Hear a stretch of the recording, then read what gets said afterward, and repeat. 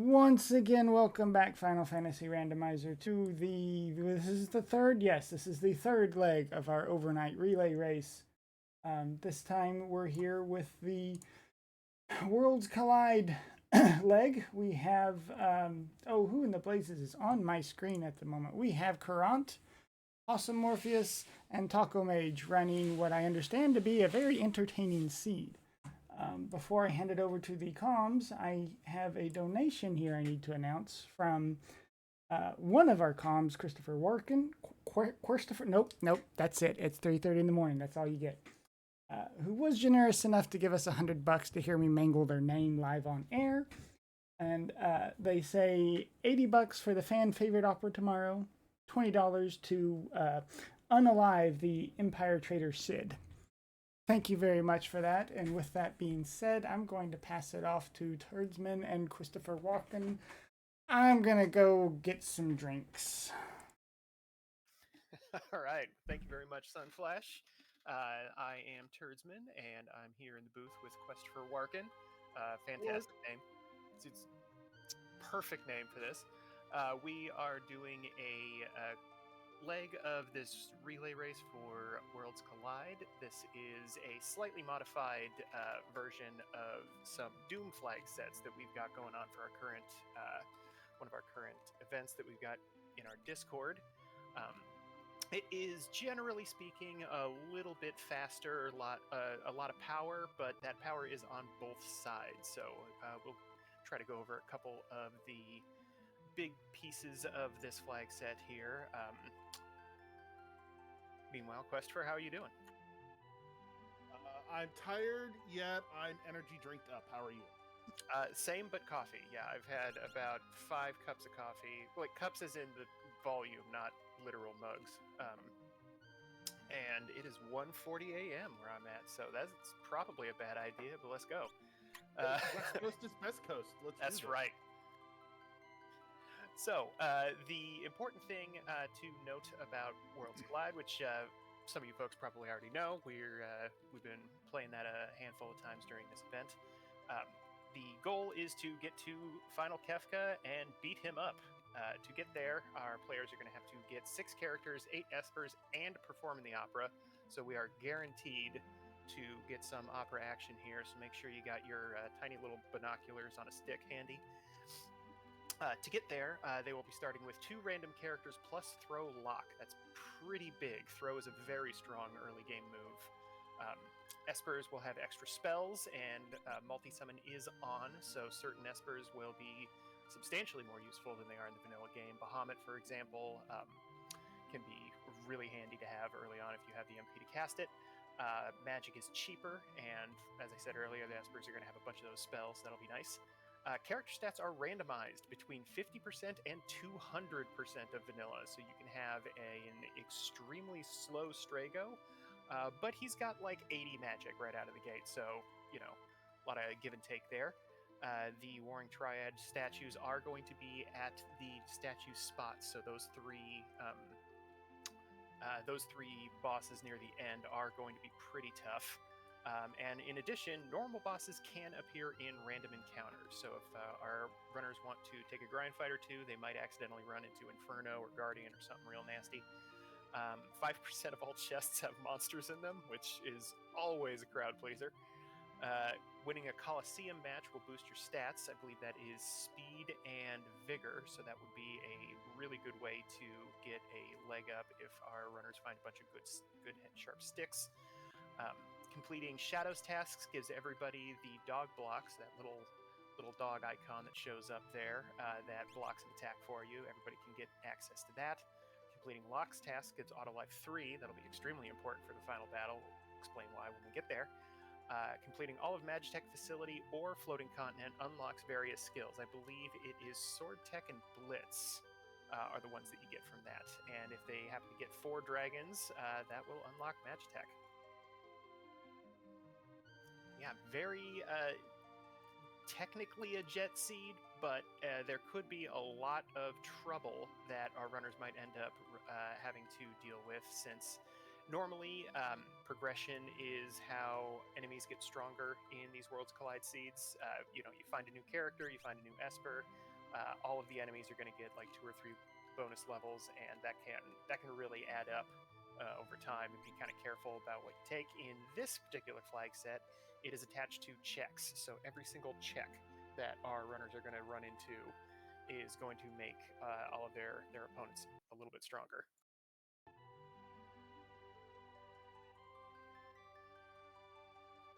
So yeah, we'll probably be getting started here pretty soon. I have dropped the gate, and runners will be starting here very quickly. Excellent. Turdsman, did you? I don't remember. Were you part of the testing phases of this flag set, or no? I was, yes. I played a handful of them. Good. Oh, good. You've got some experience. I did quite a few. Looks like we got, obviously, Throw Lock. We've got a Realm and a Cyan. Is anyone checking what we've got as far as their abilities at all? No. Quick. Of course not. Yeah, folks are moving fast. Realm Control. Blitz and Control. So Cyan's probably just gonna hold the Moogle Charm, which will prevent any random encounters outside of those chests that we talked about. And then we're just gonna go right off and start, right out of the shotguns and start looting. Morpheus headed to the Narsh loot room, whereas Karant is going to South Figaro.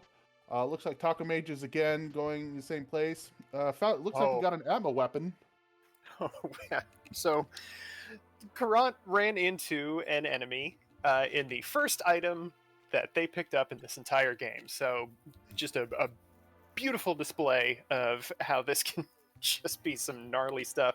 Thankfully, have not increased scaling at all, so these guys are going to go down pretty easy. Yeah. I saw Taco Mage in the item shop. I didn't get a full list, but I did see a snow muffler. So one of the nice things about this flag set is the items in the shops are way up there. So you're going to see real powerful stuff, very accessible, as long as you got the money for it. Yes, yeah. There's going to be 2 huge avenues for character power, like avatar power in this. It's going to be that experience egg that Karant found. Yes. Put that on Realm. Yeah, slap that on Realm immediately. It's going to be finding a big sharp stick either in the Colosseum or in a shop. Oh yeah, finding all those skeins, that'd be very handy too. Yeah, that's just a big bunch of joy. Buy those fire skeins; those are cheap. And the other avenue would be if any of our runners find an Esper with either a really strong spell on it or perhaps like a magic buff attached to it as well. Those sorts of things. It's a little bit harder to get your magic boosted up versus getting, you can pop an Illumina on basically anybody and they're going to do all right. But Seeker Atmo weapon in the Narsh weapon shop. Which one are you taking? I mean, I'm taking. I would always take the Esper over an Atmo weapon. Like, I love Atmo weapons; they're great, but they take a while to get good. And we did see one floating around in the Narsh shed as well. Ooh, 4 battles on that curse shield. That is low. Especially that's the minimum. Yeah, that's good for a free paladin shield. Yeah, that's an excellent defensive item, and pretty much get it right away. Let's throw that on. For me, I'm throwing that on Cyan like immediately. Yeah, he's not doing a whole lot right now. Yeah, let Lock and Realm. Oh, that was strength on on Zone Seek. I think it was only strength +1, but still. Yeah, but that's still something. I guess another piece that wasn't on the little infographic that I was letting do all of my thinking for me is every character has 100% equip rate, so everybody can use everything in this flag set. So while that Cyan doesn't really have a very good weapon or a very good ability to use, Control can be kind of nice for a situation like this where Taco Mage also ran into a monster in a box after bragging, by the way, in the green room that it never happened during testing, so obviously that was going to go down. but that also means that Cyan can guarantee to use that Atma weapon. So if our runners don't find a 5th character to replace him with by the time they get up to around level 30, that Cyan might end up with a spot in the party after all. So here, yeah, don't put the yeah. There you go. Yeah, that's what's up. Yeah, put the earrings on her. Put the. There you go. There you go. Oh yeah, look at these stats. These are wacky. So that's a 52 Yeah. speed on lock. So he is going to be going almost twice as fast as everybody else. And I believe Realm had 78. Excuse me, 78 magic power. Yeah, she's gonna hurt stuff. Yeah, she might hit the damage cap with like level 2 spells at this rate. Yeah, that's just nasty. So something interesting that's happening here. I don't know if Possum Morpheus has ran into a monster in a box in his looting yet, but the other 2 runners have, which means they are both off of level 3, which is you want to get off of level 3 as fast as possible in this game. It's not required to fight a boss, but it's really hard to survive a hit unless you have over 100 HP or so. Mechlin, I did not see any Genji gloves, but very possible. I did, and it was 2 right next to each other. Morpheus sold 1 to afford all of these fantastic little items that he's buying, and he's getting a bunch of stuff that is not necessarily common. Like, you're not really buying tents usually. You're buying sleeping bags because they are a lot faster in the menu. But with that bonus that you get from the Colosseum, I can definitely see Possum Morpheus wanting to pick up some cheaper items to see if he can exchange them for something better a little bit later. Yeah, especially when you've got something like a throw lock. You find a big sharp stick for him, throw him in there, throw him at the Colosseum, and you're good. Yeah, throw is a very, very strong ability early game, but it does kind of fall off a little bit compared to a lot of the other options for endgame offense. So transitioning lock into a Ragnarok or an Atma weapon user late game is a very viable use of that character and all the stat buffs that you might have been giving him the entire time. Especially when you've already got a Genji glove, you're likely to find an offering. Coin toss, Mechlin coin toss turns Setzer's slot command into GP throw, so it's effectively useless. In this, it's basically cash. Yeah, it's essentially cash. If you do have a character with slot and they can equip the coin toss, I believe it will still work as intended. But usually you're not doing that. Like slot. Pos Morpheus reset out of the fight in that monster in a box, but he had saved right before entering South Fig, so he didn't lose any time. Yeah, not too bad. Karant, meanwhile, went after an early fight there. First check of the game went through the South Figaro cave there to do Locke's, the end of Locke's event, and got an Illumina for his troubles after fighting a pretty easy boss. What boss was it? I didn't see it. I didn't either, so I'm assuming it was very easy because I believe Karant's a level. He got a random encounter, so he wasn't level 3, but yeah. But either way, putting a big Gao. And it depends on what he's got. Health jump. Well, okay. Health jump and natural magic.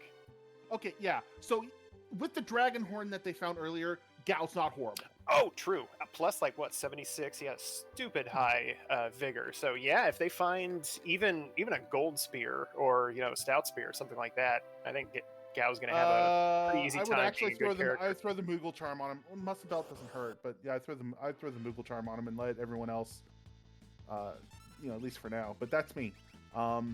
Ooh, actually, yeah, Pearl Lance. I just saw that in Taco Mage's screen, and Karant definitely went through the same routing, looting route that Taco Mage is going through right now. Starts with Reflect and Quick. Very interesting.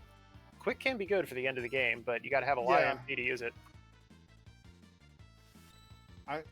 Okay, that died fast. That's Yeah, right. We this. haven't done a lot of checks yet, so yeah, Yeah. it's not gonna. That makes sense.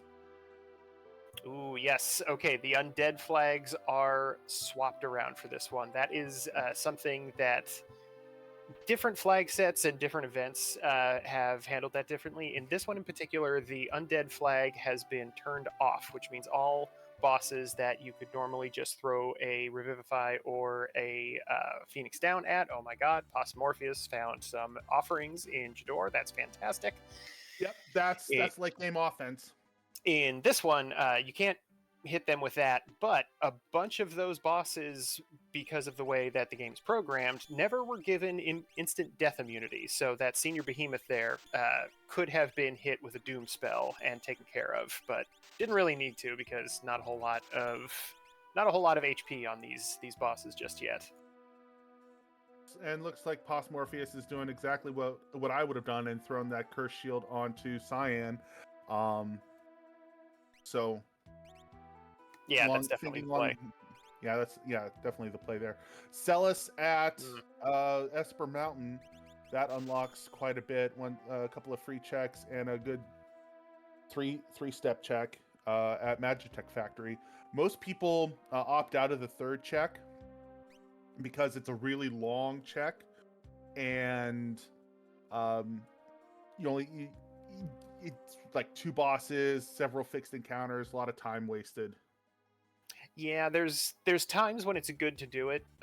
In the standard ladder Ultros League flag set, you get an upgraded version of the Magitech command if you go all the way through it, so that might be a good reason to do it. Otherwise, there's a lot of random encounters through there. There's reasons to go through there, but Yeah, for something like this where you want to go, we're zipping in this flag set, so I can imagine we're probably not going to see the second half of the Magitech research facility. yeah, we're not seeing the last third. It's not happening.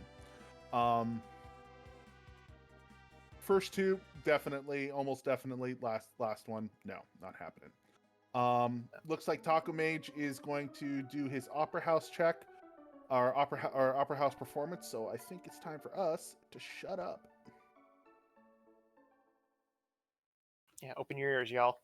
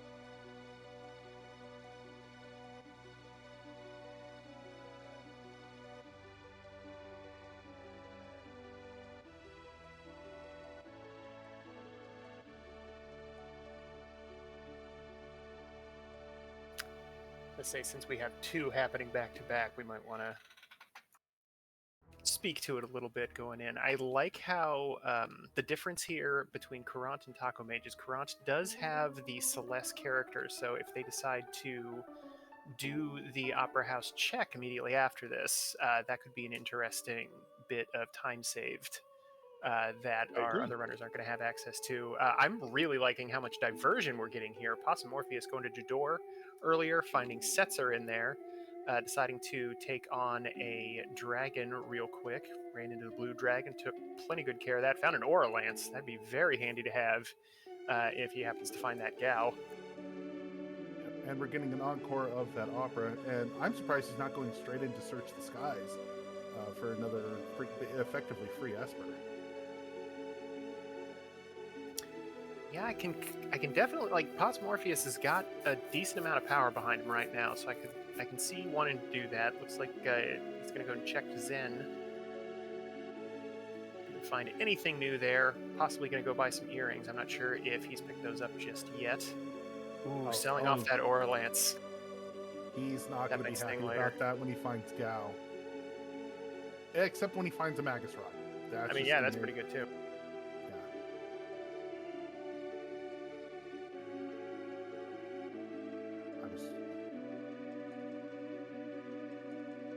Alright, looks like Taco also taking on this dragon. Makes sense. ABCD, always be clobbering dragons. Absolutely. Can be a really good way to pick up a bunch of experience and ability points, for that matter, early game. I know that there's a couple Espers floating around with the Flare spell. Beyond that, I haven't seen a whole lot of really exciting stuff in the spell lists from the learn list from the Espers, at least. Yeah. Flare can be pretty handy. It takes a while for the animation to play, but it'll hit. Whenever you cast it at, it's going to hit it. I guess unless it has Reflect, but...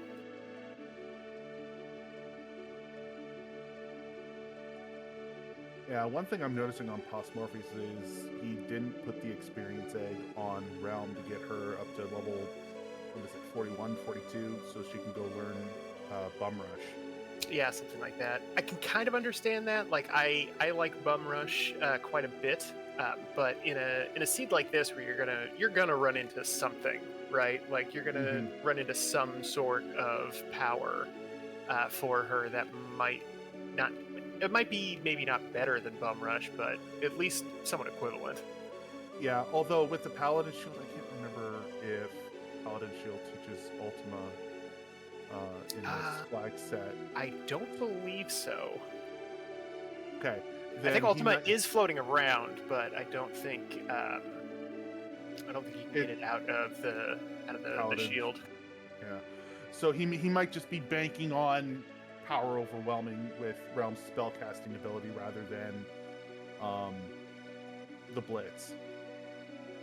I mean, she's already doing 15k or 15 grand with no, not 15 grand, 1,500 damage with Aura Bolt here. So yeah. That's at like level 10 or something. Mm-hmm.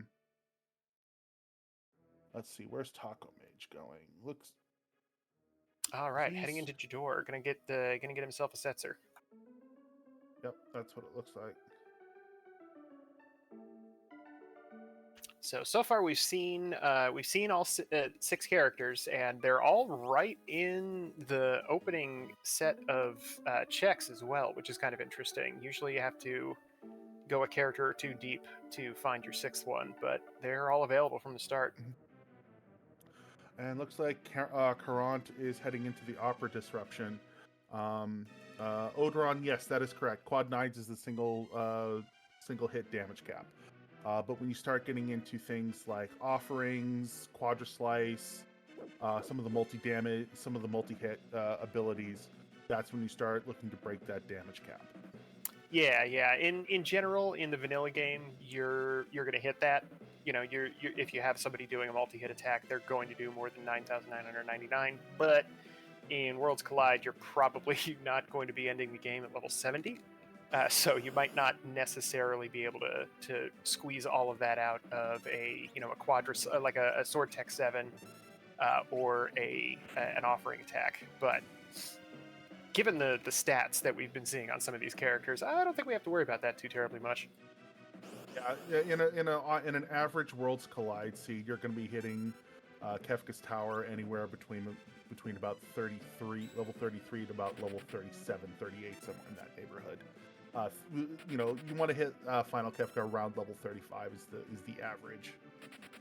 Ooh, so a couple of nasty things happening on the screen here. Karant running into a boss for some of these nasty little rats hanging out in the rafters here. Morpheus. Thankfully, it is not Magimaster, it's the Mini-Master, but he did confuse Locke. Thankfully, Locke did not have time to ruin everything.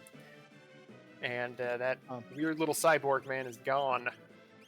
Yeah, and the boss that ran into was a presenter. Could have been a lot worse. Yeah, that's true. Could have been a lot worse. It's something that you can run from. Ooh, another Magus Rod. So save there. Put that on Realm ASAP. All right, yeah, heading to Kohlingen to pick up a free Setzer check here. And possibly dip into the Coliseum. Carbuncle. Ultros is Ultros 1 at the Opera Disruption. Well, that's certainly doable. I don't think he's going to give too much trouble. No. Yeah, he got one shot. I would learn Berserk very quickly because Magimaster is a boss. He might be out there. He might be out there in a random encounter table, for that matter. So yes, probably want to have that. Want to have access to the thing that shuts him off.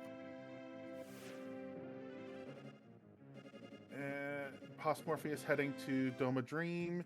Karant getting an ice shield for their trouble at the Opera Disruption. So yeah, not necessarily what you want to see. Can be a good breakable item in a pinch, but not too exciting. Yeah. I really do like this Doma Dream play, though. It's 3 checks and 2 bosses, so it is a little bit faster than some of the other multi-part checks. I was gonna say I'm really confused by the equip strategy of Morpheus. Why is he putting stuff on Setzer instead of Realm? Maybe Setzer needs it more, I guess. That's very possible.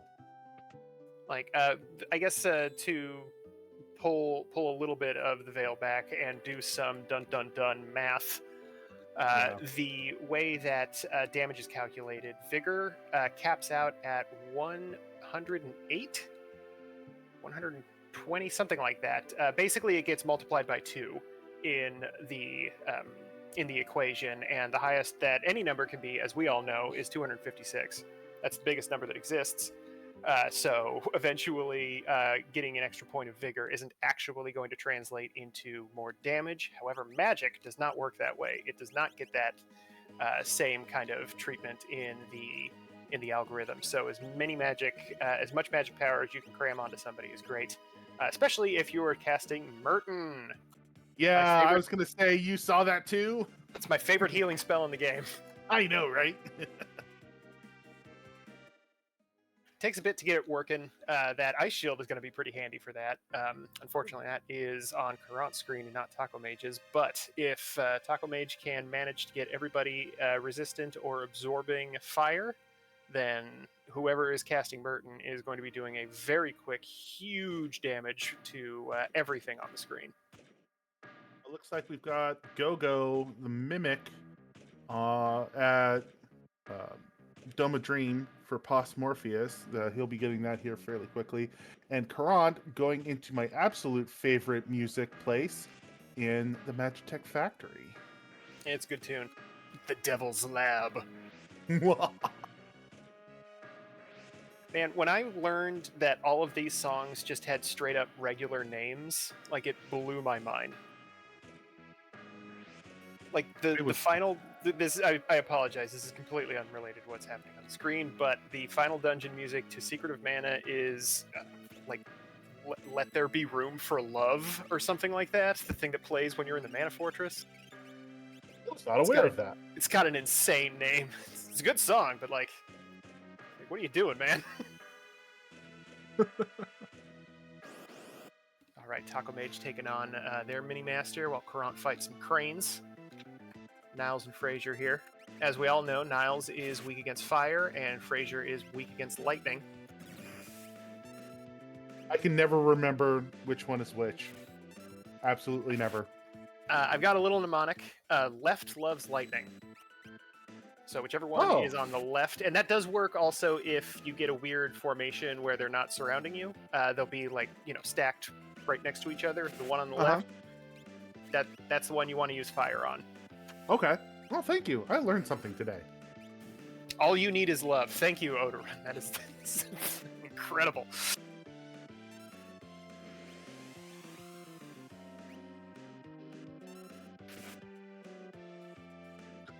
All right, yeah, we saw that there. That heat source level 1. It's not something that you see usually because cranes don't tend to have too much HP. But if you do too much of their favorite element to them, they will hit you with a really nasty high-level attack of the same element.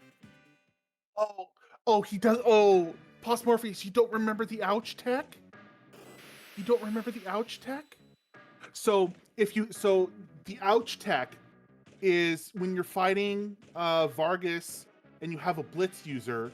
If you hit him with pummel, you win, no matter how much damage. Right, yes. Just like in Final Fantasy IV, Free Enterprise, if you ouch Yang with Cecil, you win. Doesn't matter how much damage you do. So it's been a very long time since I've played Free Enterprise. Do you get XP from the Yang fight? Because you definitely don't if you happen to hit Vargas with pummel, which depends on whether or not you want to do that. But you get some XP, but not very much. Okay. You get the vanilla amount of XP, but depending on where you're at in the seed, you don't care about XP. Right, yeah. And I can see Morpheus wanting that boss XP at this stage. Plus, it had Flare, it only took like 3 or 4 extra casts, but what am I talking about? Flare? Oh, Valiant Knife. Forever. Valiant Knife. With a lock, with an offering. Yeah, just oh man, yeah, you're right. They found an offering already. But did Postmorpheus find the offering? I believe they found it in a shop at some point. Okay, that's right. I don't know if they purchased one, but I know they've seen it. Okay, so you don't need the white dress on him anymore. Yeah, put him in. Yeah, that's right. There you go. Looks like Taco Mage is fighting Ultros and Chupon. He's gonna. There you go. And there's the sneeze. This is another one that doesn't give you any XP, but there's really nothing you can do about it. That finds Bahamut. Ooh, sharp stick. Oh yeah, Taco Mage got tricked. So you kind of get to peek that check before you do it. When you go up to the grave, it'll tell you who's sleeping there. In this case, Taco Mage was told that Ragnarok is sleeping here. Now, there's an Esper called Ragnarok. So, and there's a sword called Ragnarok. And this time it was a sword. Yeah, you can also run into that when you're doing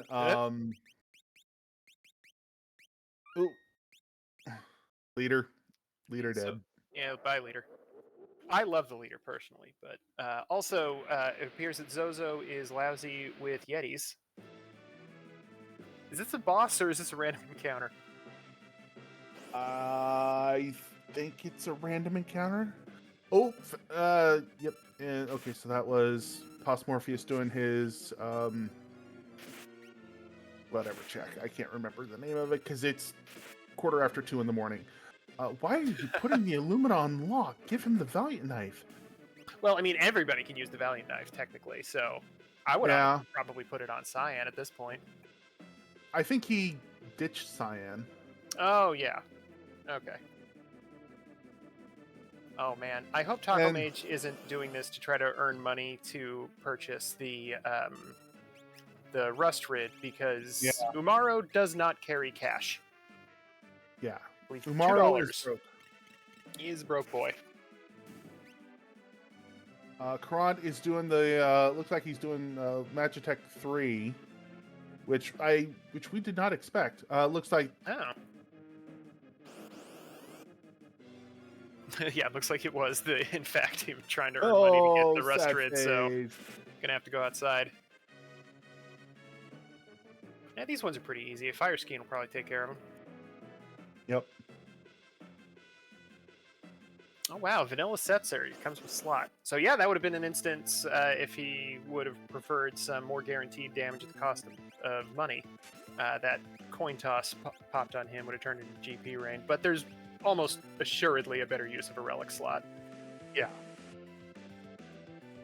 Like an offering for a Valiant Knife. Or an ammo weapon.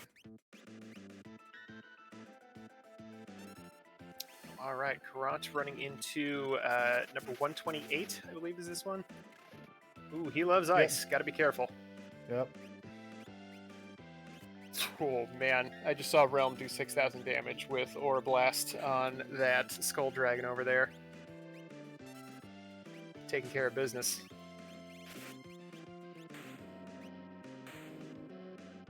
And down goes 128. Let's see what Karant gets for seeing the Magitech facility through. So the one benefit that this does give you is there's a bunch of guaranteed fights along the way. I believe Gao just learned Ice 3 naturally. That's fantastic. Morpheus picked up another sharp stick for killing the dragon. And we'll see what Karant gets access to after this. This could be an interesting advantage that he gets over everybody else. Oh, just gets a Shiva. Hey, Terra on top of Mount Colts. Nope, that's the other one. Mount Zozo. There's a lot of mountains, as it turns out. Yeah. That is an interesting find. So normally when you find Terra, step one is to go and pick up a bunch of items in the sealed gate check. Do you think would you be doing that in this, or are you just going to go ahead and fade that? Not at this. At this point, sealed gate it's too long. I would be doing Welk check, and since we have lock and we've already done Narsh weapon shop, get the other check, get the other item from that second Atmo weapon. Probably throw that on Celis with the offering with the strength Esper that we saw. Genjai glove offering, and just let her shred. Yeah, this is a very lots of sharp sticks in this seed. Lots of options for quick damage. I don't believe we've seen any Atlas armlets yet, though. I know that I want to say I believe Taco Mage, or it was either Taco Mage or Karant, picked one up from the Coliseum, but nothing in the shops just yet. Odoron, we did, but we can absolutely go over it again. Go mode is going to be 6 characters, 8 espers, and perform the opera. So we know Karen and Taco Mage have both done the opera. Has Pos Morpheus done the opera yet? No, I don't believe so. Okay, so Pos Morpheus still has to do the opera, but we are still waiting. But so that's where we're at. Let me see if I can't. Let me do this real quick. Yeah, I know that Taco Mage has a couple of them are also streaming on Twitch, so we can kind of peek at their trackers that they might be having. Karant does not seem to have an auto tracker running right now, but we do have that access to that for Taco Mage. And in addition to that, if any of our runners want to get the Kefka Tower skip, which helps you out by making it so that you don't have to deal with that first half or so of the final dungeon. It's mostly walking. There's one boss that you don't have to do, but that's a little bit less important than not having to spend the 5 some odd minutes to walk all the way up. They'll be getting access to that if they find 2 extra characters or espers, so 8 or 11 in that case, or if they happen to get 20 checks total. which, considering we've seen a couple of dead checks, I think, on all 3 of our runners, Cosmorpheus, in addition, has been taking some dragons. I don't think it's too unreasonable to think that they might happen to hit that total. Okay, right now Taco is at 5 characters, 2 espers. Let's see. Current. I know Current has at least the 6 characters. I don't think they've picked up. They aren't running a tracker right now, so we don't know. I don't think they've picked up either Terra or Setzer yet, so they might still be at their 6 characters. They're going to see a Go-Go here in a little bit. Probably not going to be too happy about that, but... So yeah, Current and Taco Mage, both chewing through the Dome of Dream here.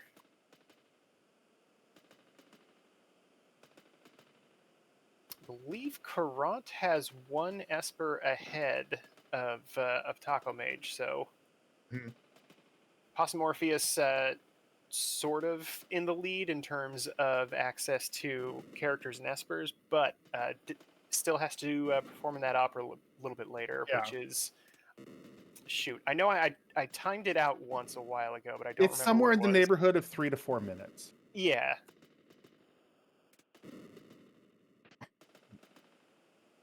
They both pick up a star pendant at the exact same time. All right, Postmorpheus heading to do the Welk, and is going to find a Sabin for his troubles, and some tentacles growing out of the rock. Yeah, not too tough of a boss. I don't mind grabbing this Sabin here. I might have been tempted to reset out and then run back in to grab it if I, didn't have a skip through any other means, but... With it being just the tentacles, nah, I grabbed this because Sabin's got some really good quick checks. He does. Between Imperial Camp, the Falls, the Peekable check in Ghost Train, and the Collapsing House. Those are 4 real quick checks. 3 quick checks, 1 Peekable. Sabin's checks are top tier. Oh yeah. In this particular flag set too, he's a fantastic find in general because he's going to have crazy high vigor, and he's definitely going to be able to equip something good to make use of that. So if Possum Morpheus wants to ditch somebody for him, might not be too terribly of a bad idea.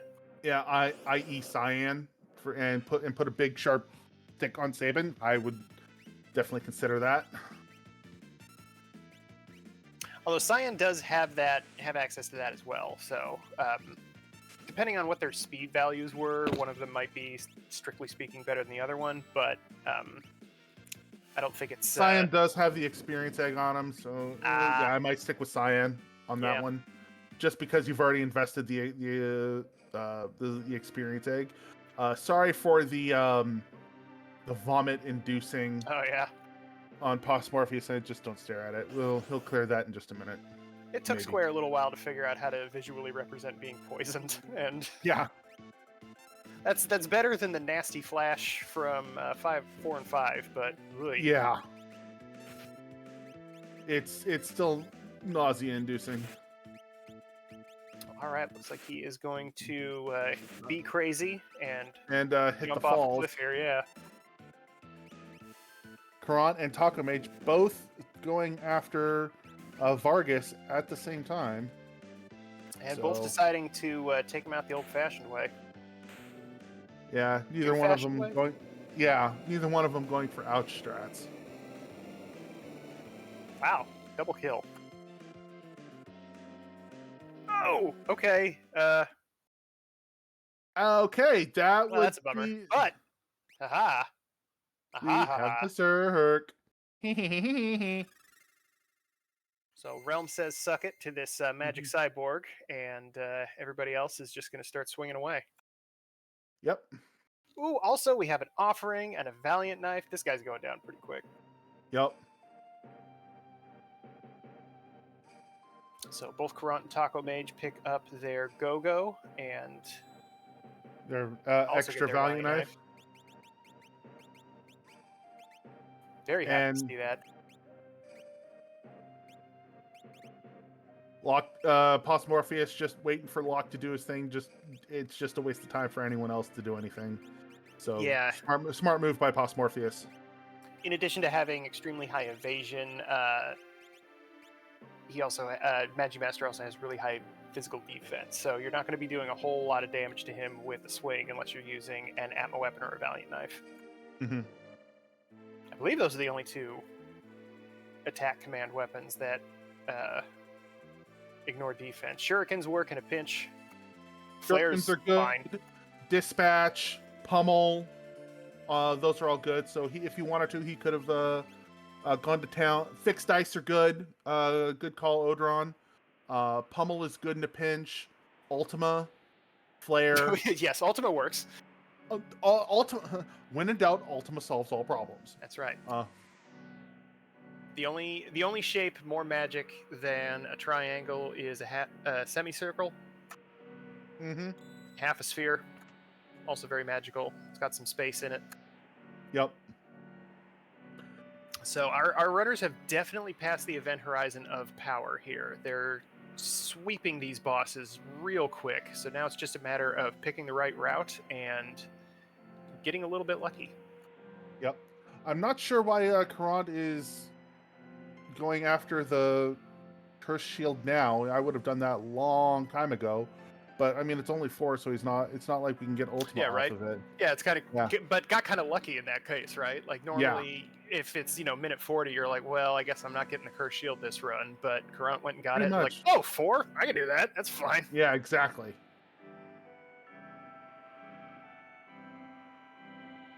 Pos Morpheus getting lucky that arrow only hit the zombie realm.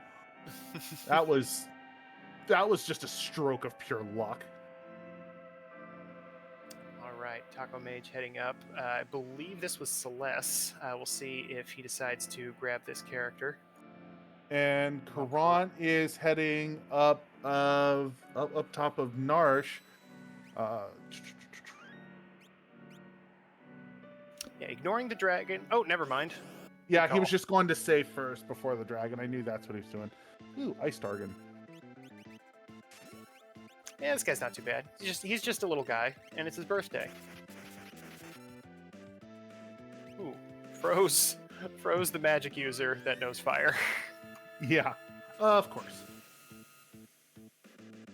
So lots of simple undead enemies in the Imperial camp for Pos Morpheus here. Dropping a couple of revivifies on all of these nasty little skeletons and going to get their reward, which was not a character, which I imagine our runners are probably pretty thankful to not find characters at this point. Been a little bit light.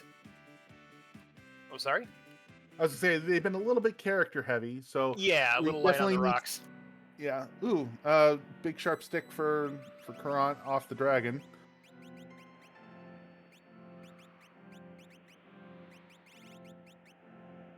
And Womp Womp, just a Mega Elixir for Pos Morpheus at the Imperial camp. That's a bummer. Yeah. Merton plus a magic power +2 off of that Shiva. So Karant... That needs to go directly onto Realm and needs to stay there, in my opinion. Looks like it went onto Celeste, which also a good solution for that.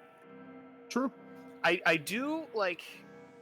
I kind of agree with this in a sense, right? Like you don't necessarily like Realm already has with equipment, like popping a Magus Rod and maybe a decent hat on her. Like she's going to have 80+ magic power, which means she's very likely going to be hitting the damage cap of whatever you have her cast. So it's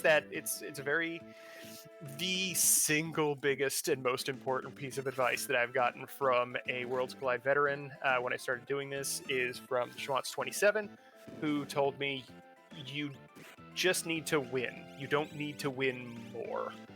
Once you've got it for a character, you can then start focusing on other people. You don't necessarily need to pump all of your resources into the one place.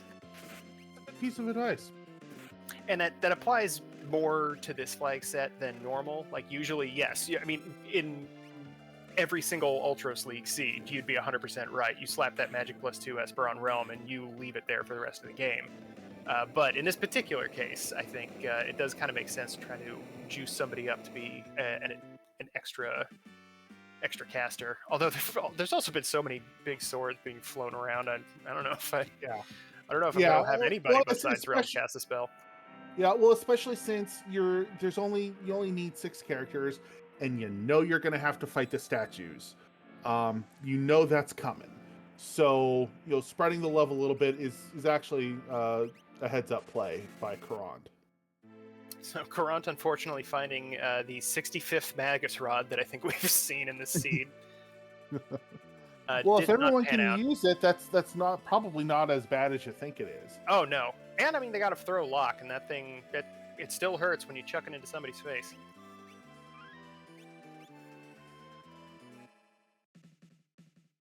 All right, Karant heading into the Coliseum, going to get themselves a nice bump of stats here. Hey, look, Poison Rod for Magus Rod. Honestly, Magus Rod for Hero Ring, I might take that. Considering how many of them have been floating around. You're gonna fight a ghost? That's no problem. That's just a ghost. A question from the chat/restreamer. Thrown items do in fact go away in FF6. When you throw them, they are gonzo. Yep. Now, if we could just get Locke to stop casting spells and just smack a ghost. There we go. So yeah, Taco Mage doing the thing that we mentioned earlier, taking just the 2 starter things in Magitech Research Facility and dipping out. I believe 2 Espers were available in there, so that's not a bad pickup for him. Looks like Pos Morpheus is heading back into South Figaro to pick up Celis's free check, where she is originally found in the basement to get an Ifrit. Yeah, Taco Mage not too far behind. Meanwhile, Karant is about to head up Mount Zozo, probably kill a dragon along the way, but picking up Terra. Not really a character that we need right now. We know that Sabin is available for the Welk check, and unfortunately that's it's not the only good Terra check, but it is one of the only ones that's particularly quick. Like the walk-up Zozo isn't too shabby, but it's not it's no South Figaro Cave, it's no Esper Mountain. But there's also the Mobliz Peakable, which isn't horrible. Mobliz, it's and then, but the rest of her checks are kind of subpar. And Possum Morpheus, we gotta have a little gander at their character screen. I believe that was 9 characters floating around in there. Yeah, that's a little excessive.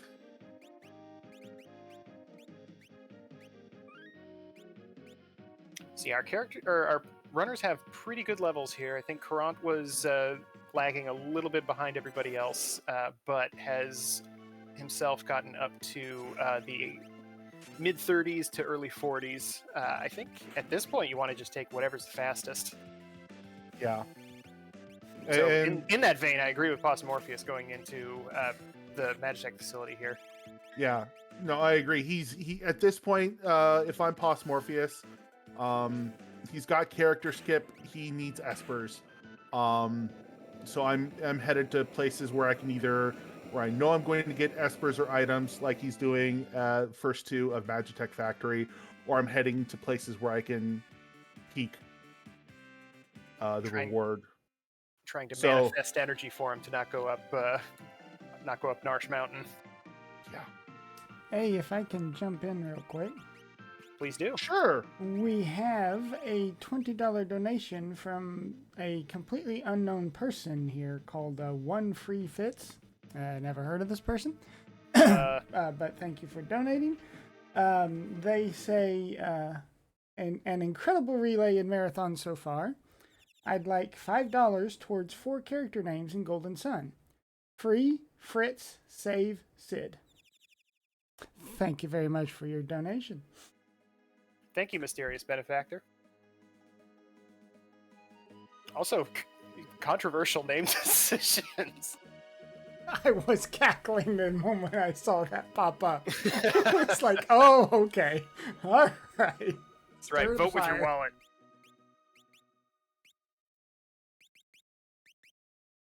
Oh, Courant making some decisions. Oh my goodness, the stats on that Terra are incredible. 77 speed. Swapping out Celeste for Terra. 77 speed is... That's ridiculous. Yeah, I think at that point, you're probably getting twice as many turns as any given enemy in the game. Yeah. Huge. Meanwhile, Slap Taco a, Mage, yep, exactly. Slap a big stick on her. Slap a strength Esper on her. Give her the experience egg and just go to town. yeah, Just she's gonna smack take stuff. care of business. Just let her smack stuff. So Taco Mage also picking up Sabin and the Kefka Tower skip. Lots of characters in this seed. Mm-hmm. I had a feeling that I for some reason thought that they were going to kind of taper off a bit, but each one of these early game characters that our runners are picking up has one, if not two, characters in their downline as well. Yeah.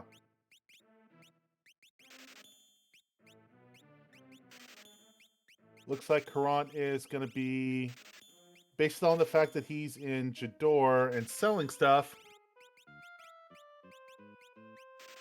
he's going to be checking the if I can think anymore. It's 2:30 in the morning. Yeah, we don't have to think anymore. I don't think. Wait. He's going for the auction check.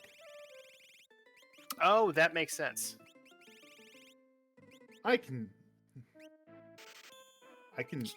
you? No, I can't. Let's not get ahead of ourselves. So it looks like Posse Morpheus is also going to be making their way through the finale of the Magic Research Facility. Fortunately for him, we do know that this is an Esper at the end of it, so I believe that is going to be the full requirements for Posse Morpheus. I tried to count their Espers in the menu there, and I believe I saw 8. Meanwhile, Courant is getting a rock here at the auction house. First time, every time. And at this point for Posse Morpheus, I really don't blame him. He's running out of checks, and he's here anyway. So honestly, not a bad move, especially since he's got that offering Valiant Knife lock hitting for 3.5 to 4K a shot. Smart move in this case. Yeah, we know that the enemies in this along this line are pretty decent in terms of experience. Wow, Courant has some luck. That's cheating. That's cheating. The soul of Zelfer is infested this seed. It's been a minute.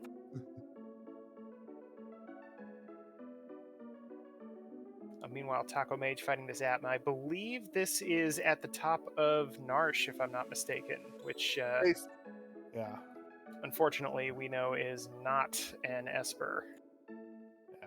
And the fact that Courant's second one was Siren, that's mute for Final Kefka, that's huge. Because I haven't seen mute anywhere. So yeah, Courant been collecting a number of benefits from some of these wacky plays here. Got that Magic +2 and Merton Esper much earlier than Posse Morpheus is going to be getting access to it. And I don't know if anybody else is going to have access to Mute for the final boss, which I don't think that Magic is going to be doing a whole lot of really intense damage to any of our characters, but all of those spell animations are not going to cost Courant any additional time. Here's how we peak Moblins. If you watch Courant's screen.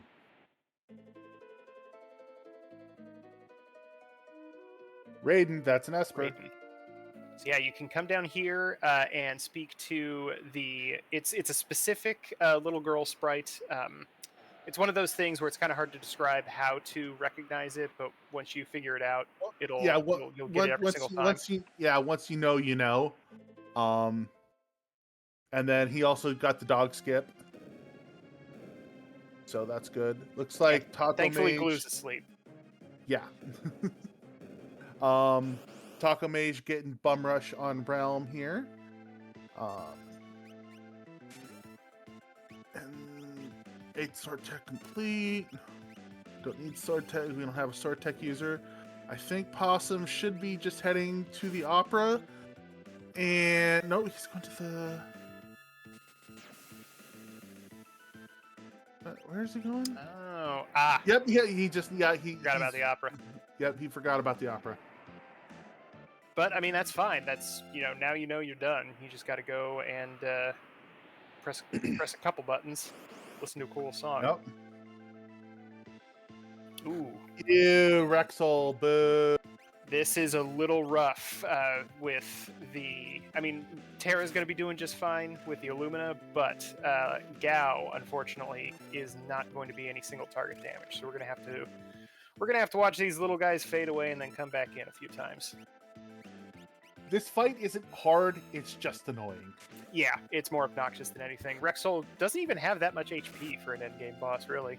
He just has high magic defense, and then those. Yeah, he's got high magic defense and the 2 little twerps that are hanging out in front of him. Yeah.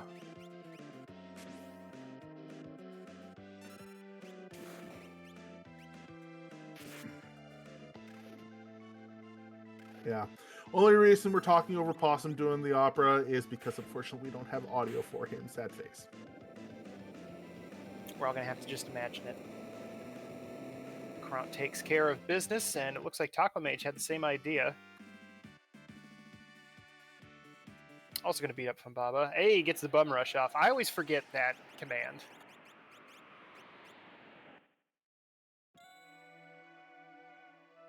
I want to say it starts up and goes counterclockwise.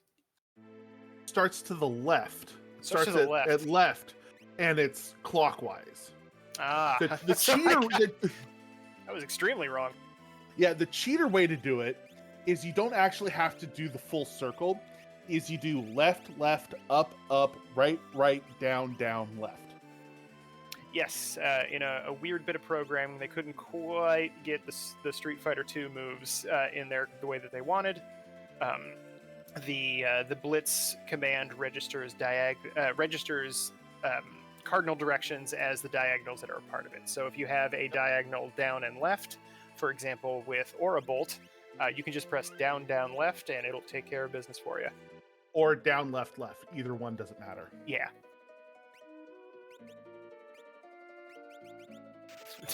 Taco Mage having a rough time trying to talk to these dogs here.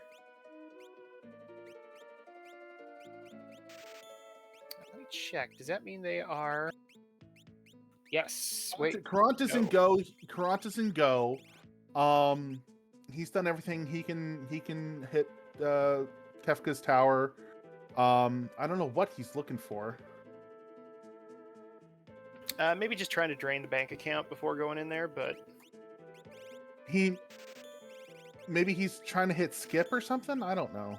Oh, could be. Yeah, I think because Karant is the only one that hasn't run into 75 characters during this run. Yeah.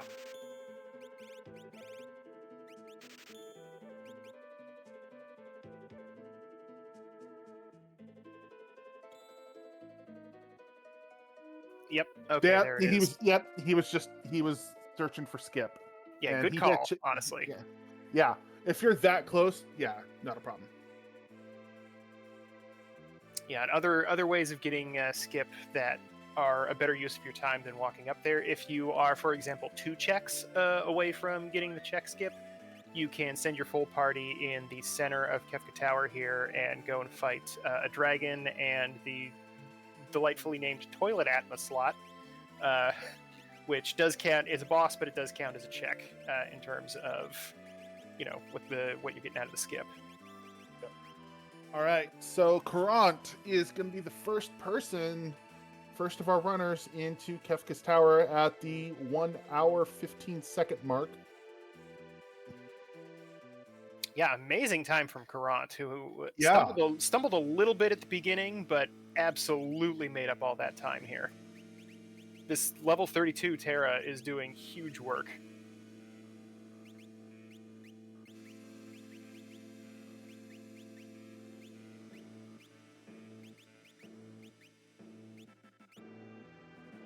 And a level 11 Cyan is probably not going to help her out too terribly much. So we'll see how she fares against the statue boss up here. We'll see what Karant is going to have to deal with. And we've Ooh. got Goddess. So if Terra's just smacking things with a stick, this is Yeah. going to hurt. Yep. And Love Token out immediately. Yep, that's par for the course. So depending on what she's equipped with, okay, yep, we're doing that. Yeah, Fire 2. If she can get access... Oh, that's not enough damage. That's going to take a little while. Yeah, yep, okay.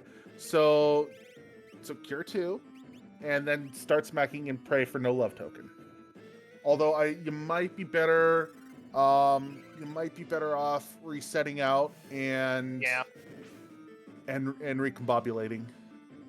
Meanwhile, Pos Morpheus drops into the statues, and nope, you're not gonna win that way, Karant. Reset out. Yeah, this is a bit of a tough one,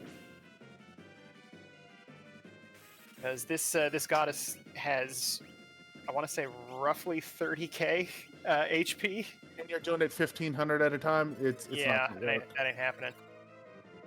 So some other options. Vanilla Guardian, which is funny. That is funny. Never see this guy here anymore. Yeah, I know, right? Yeah, some other options would be getting that ice shield on her. I don't know if Karant... No, Karant did run into that. Yeah. But being able to throw that Merton out would be particularly helpful. Mm-hmm. I still think the better play is to reset out and put someone else in this lane. Yeah, definitely. It can feel bad doing it, but especially with these kinds of seeds where you know that it's going to be the statue bosses, it's perfectly acceptable to just reset out and do some recon, you know? Yeah. Okay. This is interesting. I've never seen that before. Oh, this rules. All right, I take it back, Karant. I've never seen that before. I've never seen Overcast blocked. Not only was Overcast blocked, but Terra is taking these Mertens. So, yes, right there, that's perfect. Merton and then Cure 2. She's going to be totally fine after this. Brilliant correction by Karant. Still in it. Never mind. Okay. Okay. I'm on the edge of my seat here. Man, forget coffee. Except he's gonna run. Except he's running out of MP. Yeah, I'm pretty sure he's got some items to take care of this business. But yep, he should have an elixir. Meanwhile, Pos Morpheus is fighting the spicy chicken, and the spicy chicken made a mistake. How's the spicy chicken not dead after that?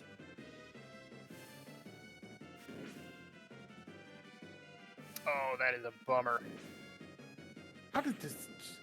And that was enormous damage. Fantastic. Karant, that was genius, Karant. I am in awe.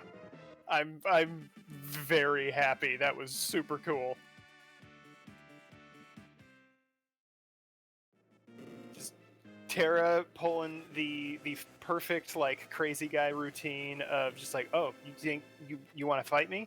Oh, let me show you what I'm willing to do to myself. Yeah, that's just insane. That ruled. That was. So Pos Morpheus taking a different lane here. So it looks like Doom is on the right. Mm-hmm. This one can be kind of tricky. If you similar to Goddess, if you don't have the right setup, Yeah, Doom can be kind of a problem. But It's like Flare, for example, is going to be good right now, but when Doom hits his second phase at, I want to say 40%, Yeah. he's going to have Reflect, so Flare will not work anymore after that point. Yep. But that's when you can switch over to, say, Fire Dance, or Air Blade, and still do decent damage. Maybe not quad 9s, but Yeah, better than Yep. nothing. Yep. Which is There we go. exactly what it. Or Aura Bolt. Aura Bolt's good. Aura Bolt will kick out some damage. Quad Whoa, 9. Sure Okay will. then. Apparently.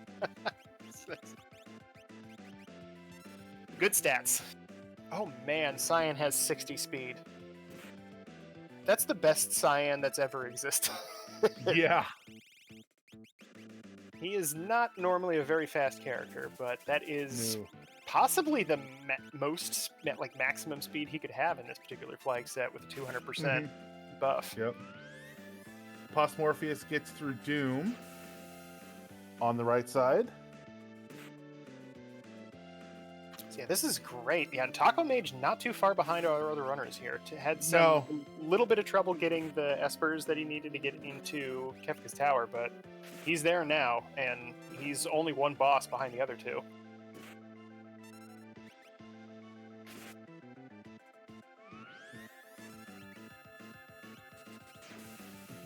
All right, we got Poltergeist again. Let's stop on Terra. Oh, There we go. we love misses. Ooh, okay, that is not going to kill Locke. I believe it did 800 damage last time, so... Oh, Or it could just miss. or just miss. Just whatever. Whiff. A lot of whiffs from these unstoppable gods of pure magic. Yeah. And then now the spicy chicken just gets consumed. Like, if I would be very embarrassed if I was Goddess after that showing, personally. Yeah. It's a good thing she's a fake character from a video game. True. Because otherwise, I want to say a lot of very mean things about her, and if she was real, I would feel bad about that. Mithril glove in the meme chest. So, get wrecked. Properly memeing. Yes. So what's your favorite item to see in the meme chest? I think goggles or the star pendant. I always find Just it. like what? I always think an experience egg is the best item there. Okay, yeah, you're right. No, you're right on that one. That was great. So, Kurant almost did the most terrifying thing in the world. Went for sleeping bags. Accidentally clicked once on a warp stone. Thankfully, did not click the second time. That's important. So, Pos Morpheus, you equipped a Genji glove and an offering. Why did you do Paladin shield? I don't understand. Why not? That makes no sense to me. Maybe to have the option to swap that later. Yeah, that makes sense, I guess. But if you're just gonna have Cyan go burr, just let Cyan go burr. Yeah. In general, Final Fantasy VI is a very much more of an offense-focused game than a defense-focused one. You're going to get a lot more out of having a very strong character that pumps out a bunch of damage versus having a character that isn't going to take any, especially in a race setting, because we want to go fast. So yeah, I think in this particular case, double Atma weapon might have been the right call, but I understand. You got through it anyway. Yeah. Statue down. That's what matters. Yep. And I think this is the third statue down for Pos Morpheus. I believe so. Pulling ahead of Kurant here. Yeah.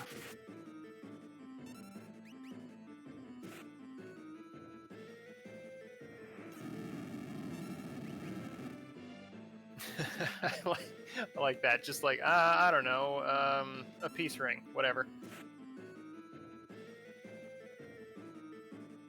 Why? What is he? I don't understand what he's doing.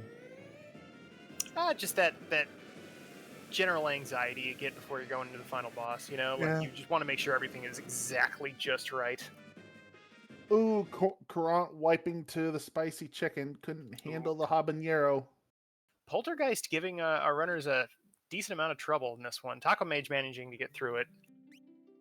But Courant not dealing with the San Diego chicken.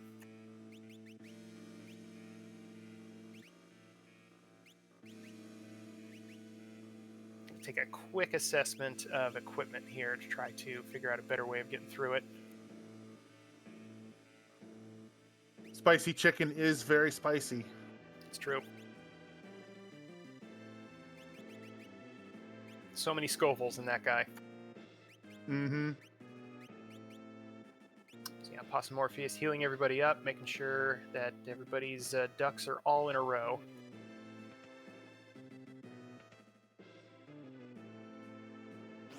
Got a muscle belt and an offering. That lock is out of the gate going to get a bonus 5,000 damage on all of those offering swings. Yeah, that's gonna hurt. And That's going to be beautiful. This is gonna be power overwhelming for Possum Morpheus. Absolutely. Hitting the switches at 1:11:20. So keep an eye out for. Let's see how fast Possum Morpheus can get through Final Kefka. Yeah, not going to be too tough. It's now. I mean, for all of our runners, like they're all pretty toughened up. For all of our runners at this point, it's a matter of getting it done as fast as you can. Outside of an occasional poltergeist being unfriendly, I don't foresee too much struggle from these final bosses. I agree with you on that one.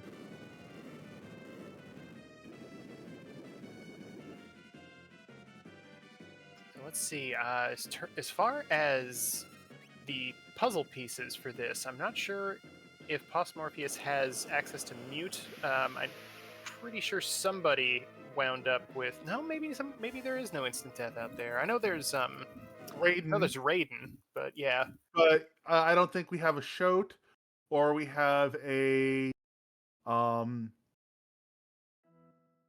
Odin or Doom or X-Zone or any of the usual suspects. No, there is multi summon, so at the very least you can do it more than once. But Possum Morpheus just deciding whatever. Yeah, What's Quake? he's got Who cares? Exactly. Cyan. Does he have a heal though? What's he waiting on?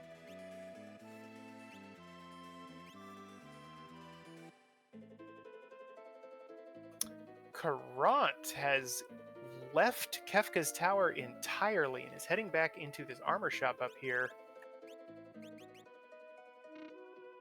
Interesting.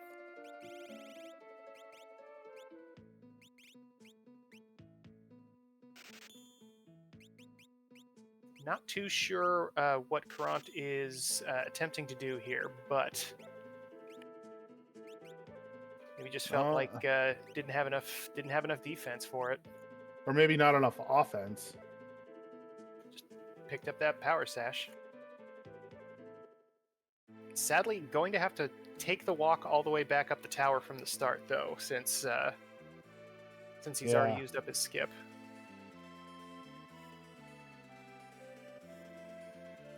Yeah, he doesn't feel powerful enough. He's going to fight a Dargon. Is he doing Terra? Yeah, he's buffing Terra a little bit. Well, I don't think he realizes that since he's killed the other two, yeah, you don't have to talk to him. Why'd you? What? I'm confused. I'm willing to chalk this one up to 4 in the morning. Possibly 5 in the morning. Excuse me. Don't take that hour away from me, man.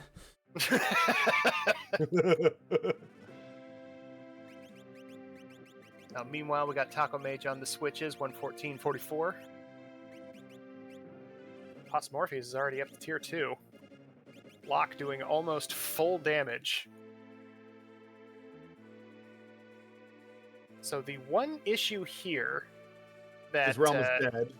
Well, and you can't control where Locke swings are going, right? So Yep. there's a decent chance that Morpheus could accidentally end things too early, or have an issue where a character might have been down that he expected to not be down, and sends Locke out and just obliterates Oh, somebody. that's not good. Whoa. Oh, ooh.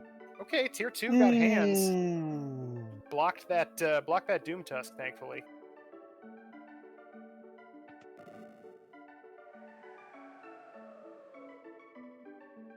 This is getting a little dicey.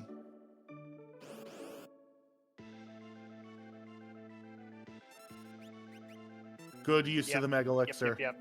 That is a good time to throw that out. That's gonna nerf Locke's damage by a lot, but that's kind of good at this point. Yeah. Yeah, time to slow down a little bit, Possum. But just a little bit. Let's throw out this Bahamut here. Meanwhile, Taco Mage taking a similar strategy, but with Cyan and Locke both... Whoa, that's some damage coming out of Locke there. Here comes some shockwaves, unfortunately.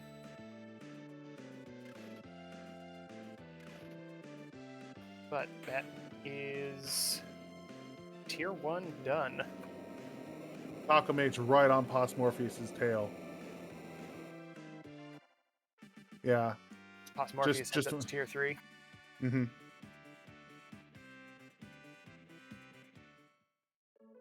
So yeah, we'll see if Taco Mage can manage to get through tier 2 without having the rough luck that Morpheus did. Then he has a decent chance to be able to pull ahead.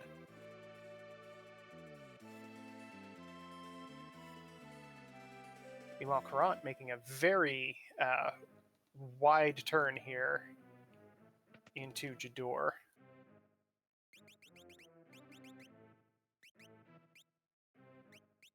Perhaps Gao being equipped with a leather hat and leather armor might be a piece of what what he's trying to correct. That might be a little problematic.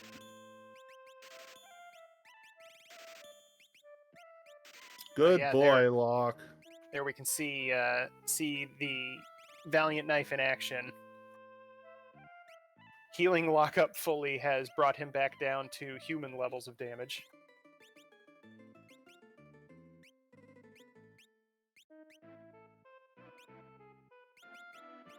It looks like Setzer is down, and it also looks like Morpheus is just kind of going for it.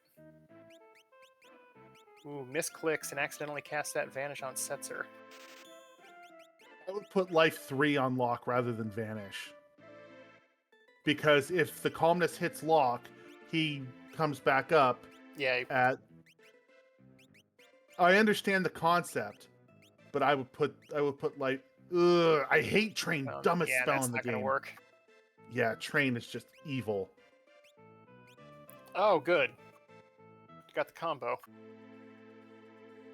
Oh, well, yet it missed. Whiff. Why wouldn't it?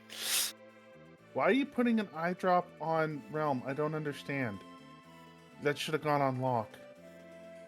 Well, don't even need it on Locke because he's got the offering on, so he's going to hit no matter what. You need a remedy. Remedy. Nope, remedy.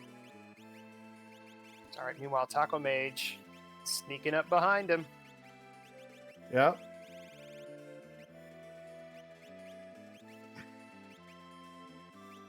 And here comes Calmness. Ooh, taking out Realm. And Setzer. Oh boy. But thankfully Locke did not get nicked by that condemned. Yeah, and both his two big hitters, Locke and Cyan, are still up. So looks like Morpheus is going to be our winner, depending on if Tier 4 Final Kefka likes him or not. I mean, the best Calmness protection is to have two characters that can that can duo the final boss, right? Yeah. Here he comes. Kefka coming in for the high five.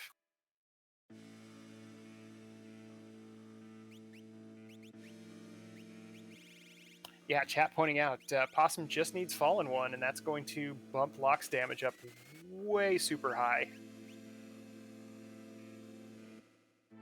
So at this point, would you just wait for Fallen One? I mean, I get a Or- couple swings in first, yeah, but There it is. And go to lock, and yep, Science dead anyway. And now here comes the damage. I wouldn't even bother bringing him up. I would have saved that.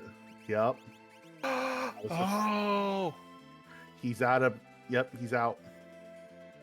Okay, I mean that's fine. Cyan can take this. He's got a Mega Elixir. Cyan can bring this home. Yep. Taco Mage heading up to bringing up. Yeah, Possum's gonna have to hurry it up because Taco Mage is right behind him. Heading into the goner phase.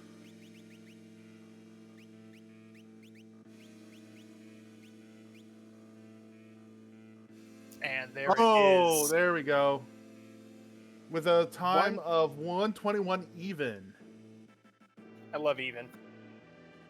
Always feels good. GG's to Possum Morpheus. Get your GGs in chat to Poss Morpheus. Extremely tough final boss there. All of the possible thing, like every single RNG thing that could have gone wrong did. Everything that could go wrong did go wrong, and and that's just the level. Ooh! Uh-oh. Oh, he's fine. Yeah, but still, that's Right, never yeah, that's never anything you want to see. I mean, yeah, you see Ultima being cast, and just automatically just like. Yeah, that's a yeah. GG's to Taco Mage, second place, 35 seconds behind. GG's to all of Taco that. Mage. Meanwhile, Karat's still taking some dragons, boosting up some levels. Mm-hmm. Get your GGs in chat for Taco Mage.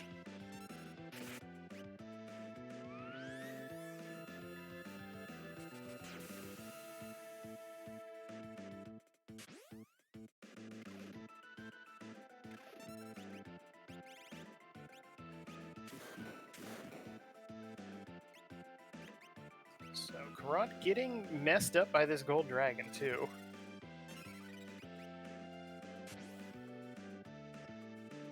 Finally got Gao in the air there.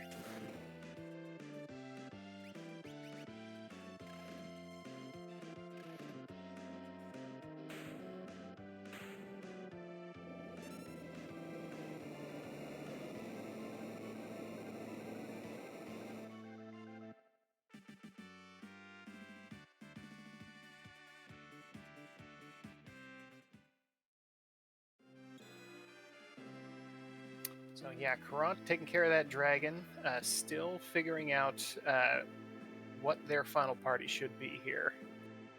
Unfortunately, is going to have to make this walk on up.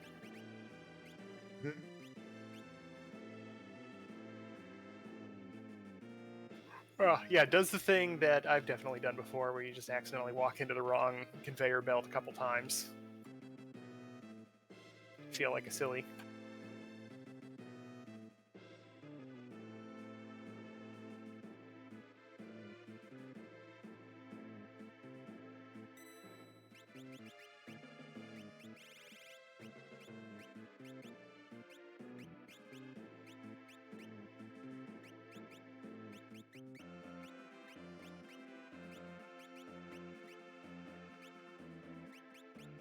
Alrighty, and we are joined by both our winner and our second place finisher, Poss Morpheus and Taco Mage. GG's, you guys, close race. GG's. GG's, thanks. So, Yes. go ahead. Oh, nope, he was talking to you probably. Look, it's 3 a.m. here on the Best Coast. My brain is officially mush. So, a couple of things. Poss Morpheus.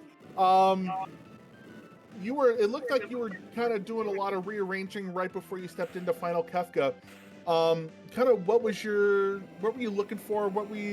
What was the strategy there? Were you just kind of making sure all your ducks in a row? What was that about? I had no defense. at all. Mm, Uh, Yeah. 0 elemental protection, a single behemoth suit, and a paladin shield. And that, I think, is the first time I've ever put a paladin shield on a VK offering user, because I just didn't know what to do with it. Uh, and people were just going to die. And then my laptop almost ran out of juice in the first tier, and I had to like take a 30-second break to go plug it in. So that was why I just kind of sat there looking pretty for a while and forgot to go into my menu. Ah, That would do it. That Because I figured explains that's it. going to be a question at some point too. But yeah, I did a lot of Yeah. rearranging because the defense was very suspect. And despite having good offense, the tiers decided to tier. And yeah. Yeah, that's that. I'm sure Turdsman also noticed this, but in my testing of these flag sets and all the different iterations, offense abound, no defense. yeah. That was definitely a theme throughout this seed. Was not having enough to resist some of the bigger hits during the final boss. At 7,000 HP, lock probably didn't hurt too terribly much, but in general, do you tend to prefer like a physical offense versus a magic offense seed, or are you just happy with whatever it gives you?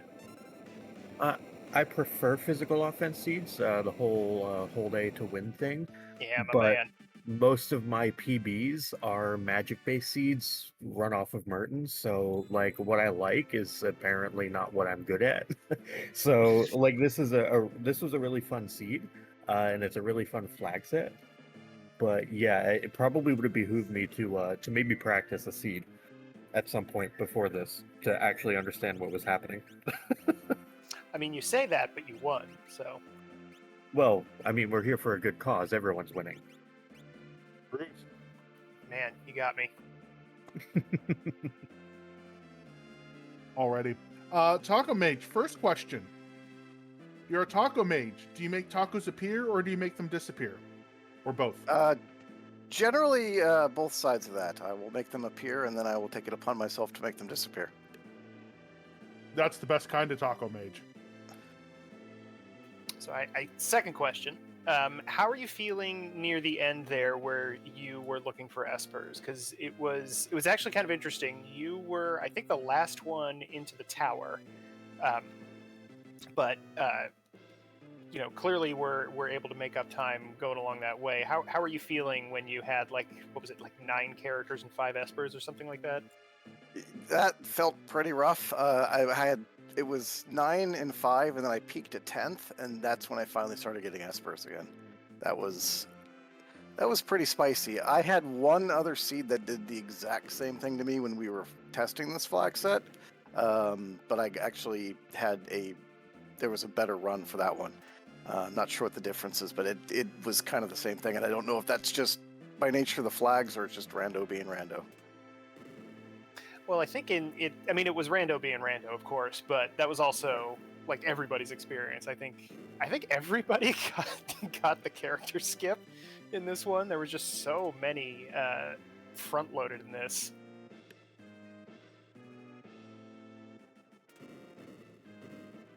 So Taco, let me ask you this. When you're in this situation where you're already a character skip, or you've already hit your character requirement, and you're still looking for multitudes of espers, do you start fading specific checks? The ones that are going to be esper or item only, versus ones that could be anything, or do you just brute force as many checks as you can get? Generally, when I'm in this position, I do nearby peakables first if I have any. After that, I do basically any singular check that's fast. Things like, South Figaro Cave, Esper Mountain, like Doma Siege. Anything that, if you've got the kind of offense that we did at the end of this thing that you can do in like 30 seconds. Because even if it's a character, it doesn't matter. Because they might give you another check that's that fast. Also hitting up freebies like the Shadows, Gao's Father House, things like that. So anything that I can do super fast is what I'm going to focus on. Anything that's like deep or multi-part, those get ignored. So things like Magitech 3, Floating Continent, Go-Go's, Zone Eater. Like, yeah, those are all off the table. So, next question, Pos Morpheus. Same question to you. What's your strategy in that situation? Just try to do stuff fast. Kind of just the general strategy is get through things without dying. Yeah, I think with some of the like, this isn't necessarily a jet seed, but I guess more of like a jet flag set. Is there like a particular check you really want to have by the end, or a particular character, I should say, that you really want to have at the end of the game, so that you can just bang out a bunch of their checks rapid fire? Not really. 'Cause the way that I look at it is like everyone's getting roughly the same thing, and in this seed, like in general, and this seed, I guess I'll explain it kind of two-faceted. That you're always up against the same opponents. They may find different things. They may find a slightly different path, but generally speaking, it's going to be close enough that if you're just efficient in what you do, it doesn't matter who the characters are that you have. There are certain things that you probably don't want to do. Like, I never found warp stones, so I was never going to go.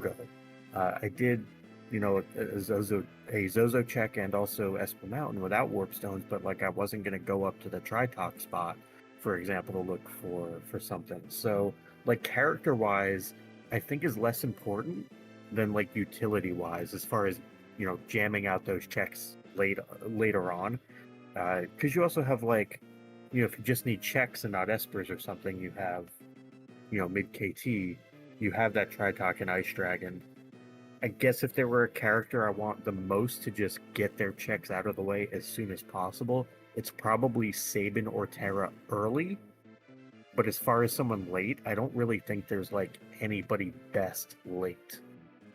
Maybe Celeste with early Magitech 1 and 2 for espers, but like Opera House is not a great check, so it kind of balances out.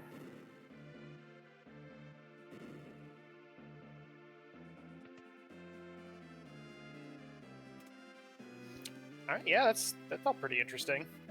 I tend to not think of it in that sense, like to separate them all out into categories beyond just being like stuff from each individual character. But Taco Mage, how do you feel about that? Like figuring out in the end game, like, okay, what's the fastest way I can get to what I want? Like, what are you trying to look for there?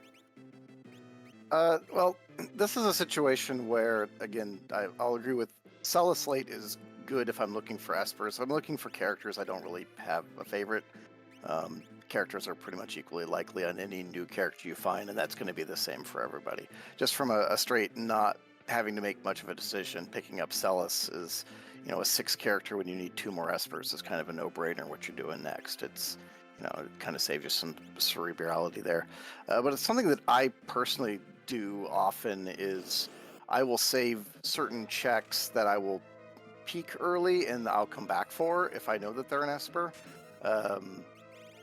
Particularly things like Send Thief and Phantom Train. I like to peak those, but not necessarily take them right away, especially if I can't do it right away. But that gives me flexibility late in the seed, so that I guess Phantom Train is a great example. If I know there's an Esper there, maybe I'll pick up all the Espers I need hunting for characters, but if I don't, and I know it's an Esper, I can always pivot, run back, and do it.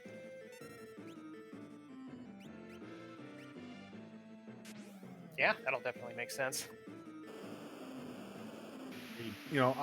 Personally, I kind of like finding Sabin late, because he's got, I think we were talking about this earlier, is he's got 3 either real quick, he's got 3 real quick checks in Imperial Camp, Collapsing House, and the Falls, and a peekable in Phantom Train. And to me, that's really good. But it's interesting to see the different perspectives. I guess if I could jump in on that one a little bit, I think both Taco Mage and Possum Morpheus, you found Sabin, like, I guess more in the middle.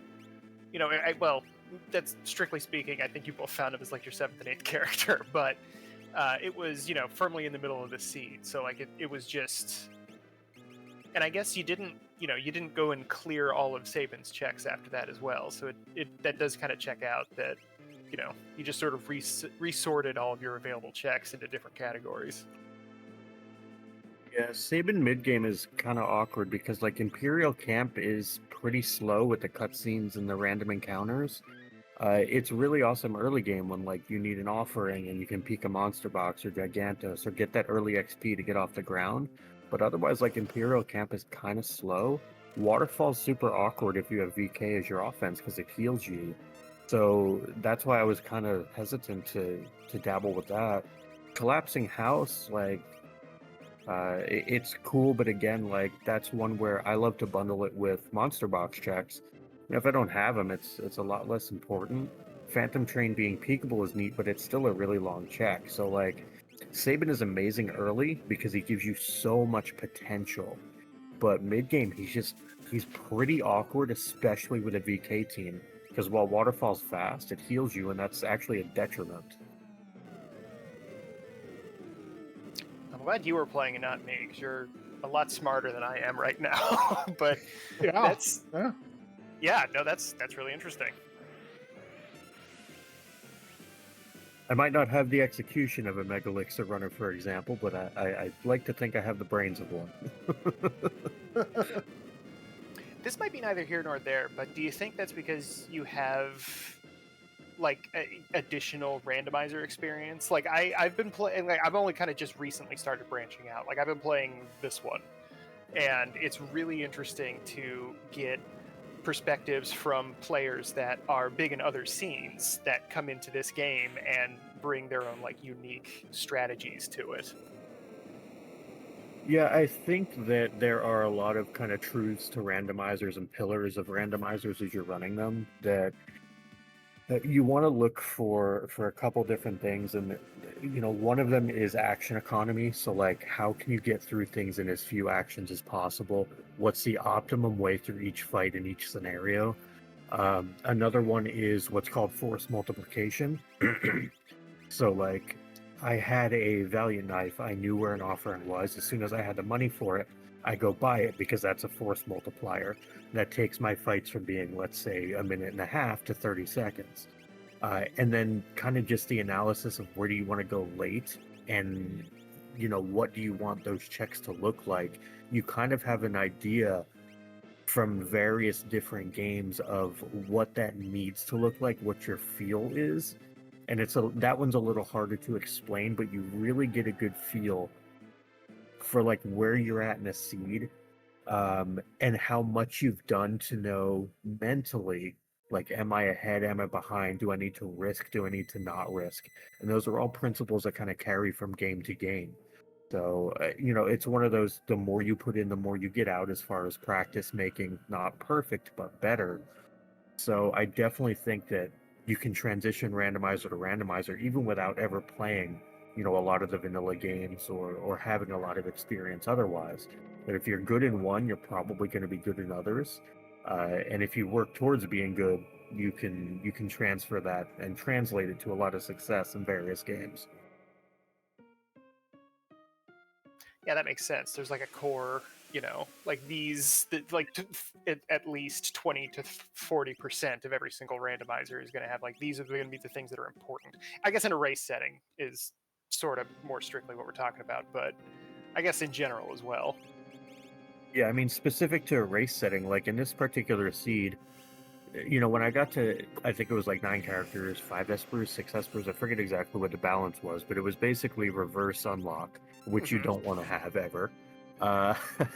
And so it was one of those situations where I'm sitting there like, well, I mean, someone could go way off the beaten path and start doing these weird checks, like a mid-game trench with Gao and like Go-Go, and like someone could do all that, and bless them if they do, like that's on them. I don't think the anti-odds plays are generally going to work unless you objectively feel behind because some catastrophic thing happened. One of the things that always irks me is when people are like, "Oh, I'm behind. I know I'm behind," and it's like, but nothing happened that would make you behind. Play your game. Do your thing. Be Right, yeah, you confident. don't know. Yeah, and as someone who's like you, Posmore, kind of made the rounds between some of the other different randos until, kind of landing. But you've had much more success than I have, flat out.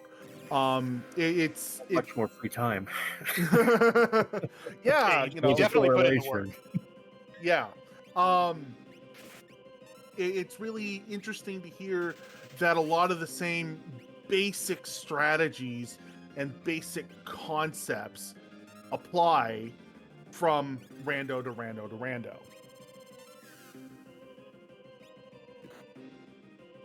Yeah, if you have, a crystal sword Cecil, you swing the sword. If you have flare on someone in Mystic Quest, you cast flare. You just do the things that are the strongest because it takes less time. Like early on in this seed, flare with realm was better than throw with lock, despite throw being so strong. And I never found regular throwables, but then after a certain time, flare falls off. And that's why you kind of saw the transition from like early lock with Skeens to realm and some of Setzer as well, and then transitioning to the big heavy hitting weapons. Because it's just a matter of like what is going to be the optimal solution, what's going to be the fastest thing you can do on a per fight basis. And that is rando to rando to rando going to be the same. It's just the names change. I have a big smile on my face. That is, yeah, I like that a lot. That's a really good observation. Yeah, it's the adaptability and it's the what's the best right now, not rather than find your gun and stick to it for the whole thing. That's really mind blowing. Yeah, I think that kind of made me realize that I'm still sort of focusing on the like more core RPG things of like, okay, well, I need to prepare for what's going to happen later on in the game. It's like, no, you don't necessarily have to do that. You just have to do the good thing right now. Other stuff is going to come later. So yeah, I think any other questions, Questor, that you had for our first and second place here? Not that I can think of, considering Karant is on tier 2 right now. Yeah, I did want to get back to that a little bit because he's making some pretty smart plays here. Mm-hmm. He's taking advantage of the multi-summon, getting the instant death off. He's got mute, so he's got a much more controlled final Kefka fight going than both Postmorpheus and Taco Mage had, but yeah, it took him a minute to get there, but he has definitely found his footing. Yeah. So yeah, I guess I'll open it to you, Possum, or you, Taco Mage, if there's anything further that you want to say. I'll just start out by thanking Taco Mage first of all. Did the brunt of the work on putting this together and testing flag sets and all of those sorts of things. So like huge shout outs to Taco Mage for making this happen and to invite us all to participate. Thank you so much for the FFR community for putting this event on, the Liam Foundation for all the wonderful work that you do, and everyone behind the scenes in the booth today. So Sunflash, Turdsman, Questifer, Fitz earlier, Karant still running the seed, but will be finishing shortly from what I can see here, having peeked in now. So just thank you everyone involved. It's been a blast. I'm looking forward to 2 more runs that I have today. What else are you running? We have a Mystic Quest and Worlds Collide Archipelago. Myself and Hebbinks running that. And then late on in Sunday today, I think the second to last run is myself, Fiery Blizzard, and Golden Shocker racing. I think it's Poltergeist Fury. So the Golden Shocker Invitational race of the day. Yep, I'm on comms for that one, so you'll get to hear more of my inane ramblings. the dulcet tones of the work. Work. Again, thank you, Taco, all you, man. Taco? I would be remiss not to thank Fitz for pulling the entirety of the overnight relay together. This is the second one that I've been roped into, and it's always a great time, even though it completely wrecks the sleep schedule. So yeah, thanks a lot, Fitz, for bringing this all together for yet another overnight relay. This time 4 parts, so I think it's just getting bigger and bigger. So that's a great thing. And also a special shout out to Papa Shango, who put together the infographic for our seed here, which I don't know if it made the stream, but at least we were using it in the back end to kind of refresh on all the flags and what we were doing here tonight. And then I also want to shout out the Final Fantasy VI Worlds Collide community as a whole, which if you're interested in anything you saw, that's ff6worldscollide.com. There's a link to our Discord, wiki, and place where you can roll the seed, and you will be hard-pressed to find a more welcoming group of people. We will literally fall all over each other to be helpful and welcoming and get you off to the best start possible. And I think that's all I got to shout out. Yep, I just put links in. Nope, Sunflash beat me to it, but yeah. Hive mind, hive mind. One of us, one of us, one of us. All right, thank you both very much. All right, Karan is on his tier 3, and looks like he's got magic beaten. He's just waiting for to take down. I forget its name. I want to say it's Lady in Sleep. It's magic and sleep. Is it magic? No, the magic is on tier 2. You're right. It's 3:30 in the morning. I'm not. We need sleep. Yes, we need sleep. We have to just hit me with calmness right I don't now. want to So hear it. Hey, I've been up since I don't know in the morning. So here come the meteos, though. So that is close to the end. And there's Train. Ugh, again. The most obnoxious spell in the game. That's a bad triangle. We don't like Yes. that Dorito. Yes. That was just a plain Dorito. Awful. Thankfully, we got not- remedies.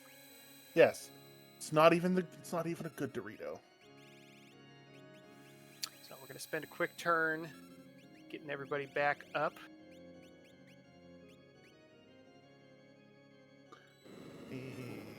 I don't think this is gonna kill anybody. Oh, Locke is close though. Hey, well, I don't know if Karant is using the Valiant knives, but I suppose I we'll don't think see. he is. But he had a He's fight. got He had a. yeah.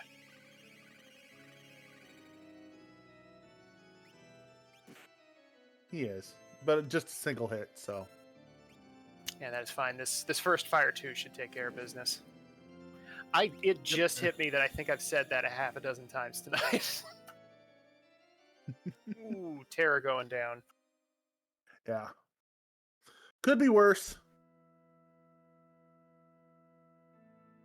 All right, heading up into the final bit.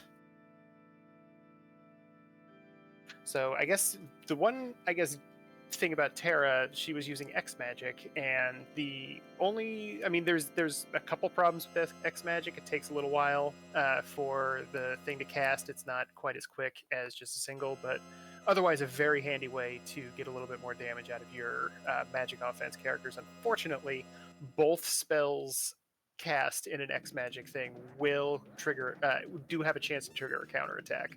So that's why you saw Meteo come out there in between the two fire spells in the last tier.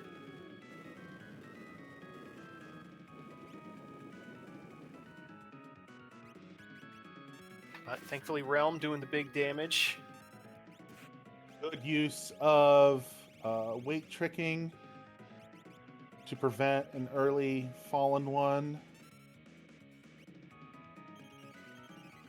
Yeah, haste on a couple characters too, which is an underrated thing to have in the end of the game. I think in general the buffs that go up with spells aren't super popular because that could be a turn that character might spend doing damage. But in this particular case, if you are only really getting damage out of 1 or 2 of your characters, it can be a good thing for Celeste, who seems to be doing a lot of healing, in addition to, swinging an Illumina occasionally. Having her throw out a haste too, not a bad use for time. Ouch. Yeah, that's an ouch. But hey, thankfully, you have Cyan there, and he's not doing anything else. Yeah, yep. Cast the flare.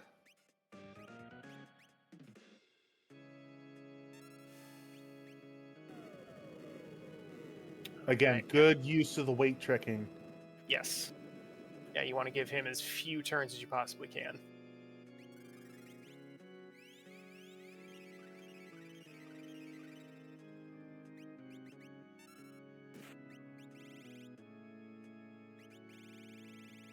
So it looks like that Goner's coming out. Fixed dice. Are your Fixed best dice, friends, yeah. and That's what I would do. Oh, I want this to win. Nope. I wanted that to be the killing blow That so would've been- bad. that would've been So amazing. sick. It would have made Karan's run through this, like, despite being in third place, like one of the hypest ones that I've seen in a long time. That burn Yeah. strat earlier was beautiful. Yes, it was.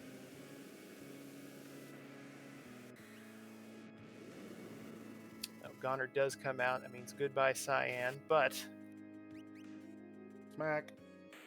hey, Oh, crack smack. out. There it Get is. crack out. Get your GGs in chat for Karant.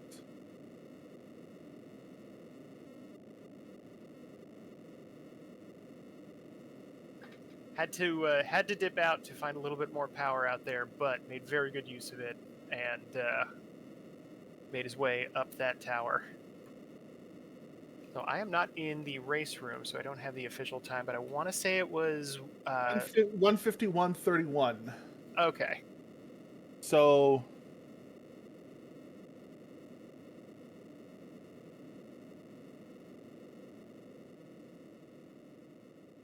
So yeah, I guess we can see if he wants to get in here for a little bit of chatting. But I believe soon we'll probably be going back to the little setup screen while we get the fourth leg of this race running. yep, Karant is just hooking up his mic real quick. Alrighty.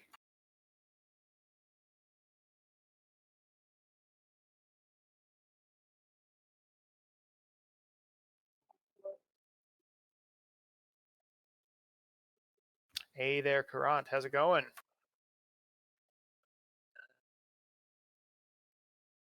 All right. Let's see. Hey, there you are. Yeah. There you Hey. Sorry, I had to get the webcam hooked up. I don't often use it as a microphone, so sorry. No worries. So I learned some things today. What did Honestly, you I learn? did too. Let's see. If you get statue skip and you have to bounce from statue skip for any reason, you get to redo all of Kefka's Tower. Yup. Yeah, we've all done that. Yeah. Well, now I can add myself to the list. Yay! Okay. And now you're one of us. Woo! One of us. One of us. I'm asleep. I'm asleep. One of us. One of us. Right, yeah. So I'd be remiss. I have to bring it up. Okay. I've been glazing over it for like the past 30 minutes since you did it. That Merton strat that you did was brilliant. Is that something, like, I guess describe how that came to you in the moment, because essentially Terra was not going to be able to get through that. We were all thinking like, oh, you just got to reset. You're gonna have to reform your party and figure something else out. And then you pull the X magic Merton into healing. Awesome. How did you come up with that in the moment? Honestly, holy bleep, what else can I do? I couldn't remember. Of course, when you're in the fight menu, you can't see all of your equipment, so I couldn't remember if I had Terra equipped enough or in the right way to be able to actually withstand a Merton. But then I was like, it was kind of a YOLO or what the bleep ever sort of strat. Like, okay, I'm going to try it and see if it works, and it worked. And yay. But then, of course, shortly after, I ended up ducking out of KT because I realized I didn't really have any equipment on hardly anybody, so I was afraid I wasn't going to be able to make the climb. But I'll take my brownie points wherever I can get them. Yeah, we were really impressed with that Terra Goddess fight and the strategy there. And you weren't the only one that had defense issues. We'll put it that way. In this seed, you know, honestly, you were actually the first person to drop into the statues. So yeah, so you did really, really well. It's just, you know, Spicy Chicken was Ghost Pepper level. So he was just a little too spicy. And in my test seeds of this, when we were testing the flags, it wasn't how long can you survive, it was how fast can you kill stuff. Yeah, I didn't really get a chance to look at the flags prior to this, so I went in and I fought Goddess. I'm like, okay, this is interesting. Then I saw Guardian. I'm going, are these vanilla statues? And then, yeah. So it's funny. It's funny. Yeah, Guardian isn't necessarily like it's just the 3 statues. It's just Guardian happened to be there as well. So it's very funny that was the thing that tipped you because you were right, but oh great. So I oh dadgummit, now I'm trying to remember the philosopher who did the broken clock analogy. So I guessed it on a wrong inference, but it was the right answer. So I just violated Plato's justified true belief. Woo! Hey, that's right. Oh, but I hereby officially apologize to whatever we're calling my team because I had 45 seconds of lead and I gave 30 minutes back. It's okay. I'm going to just... We were always going to lose on Team Acre Hunt because I'm on that team too. Hush. I mean, I think he's only saying that because he's been working for the past like 8 hours now. Yeah. I'm going into this with a brain of liquid. It ain't gonna go well. Yeah. So I guess in that vein, we won't take up too much more of your time. Is there anything you'd like to say before we move on? No, I mean, thank you for letting me be a part of this. And I will say, I'm going to double check my chat because so I had since I was streaming on Twitch, I had my chat folks it was emote, so they were just tossing stuff out. But my hat command actually skips emote only. Fortunately, my chat was good and didn't use it to help me do anything naughty. But they did tell me to wear hats, so I wore hats. Even though there are no pictures corroborating this, I did wear hats. I believe you personally. So what kind of hats did you wear? That's the important question. So, as one of my viewers put it, they're like, yeah, you need more hat stack training. So he proceeded to have me put on Mario, Luigi, and Wario. So 3 of the 4 Mario, I don't know if you'd call them all brothers, but whatever. Mario Associates. Yes. Mario and Associates, LLC. Alrighty, well, it is 4:45 in the morning, and the sun is starting to come up, I think.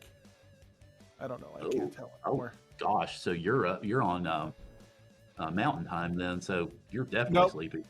Nope, Pacific time. Oh, my laptop apparently doesn't correct to Eastern time. That's fun. Or maybe? Yeah. I don't know.